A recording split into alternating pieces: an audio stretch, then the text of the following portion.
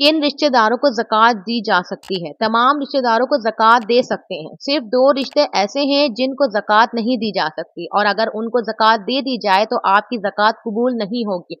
आपको ज़कात फिर से अदा करनी होगी।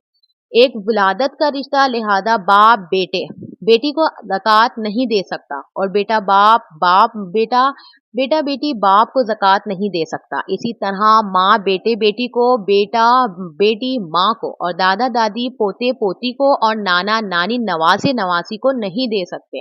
दूसरा निकाह का रिश्ता लिहाजा शौहर बीवी को ज़कात नहीं दे सकता और बीवी शौहर को ज़कात नहीं दे सकती। इनके अलावा बाकी तमाम रिश्तों में ज़कात दी जा सकती है। मसलन भाई, बहन, चचा, खाला, फूफो और मामू वगैरह को ज़कात दी जा सकती है।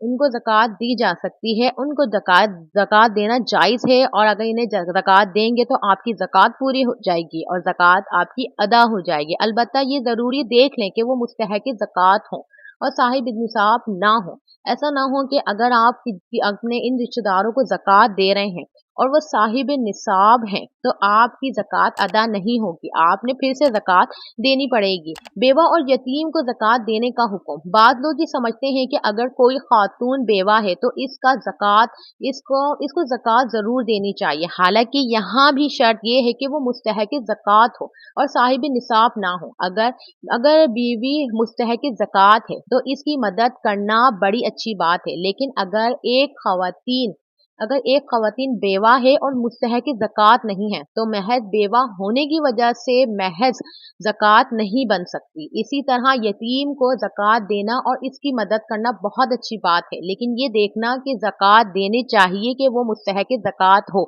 लेकिन अगर अगर कोई यतीम है, मगर वो मुस्तहक़ ज़कात नहीं है बल्कि साहिब निसाब है, तो यतीम होने के बावजूद इसको ज़कात नहीं दी जा सकती।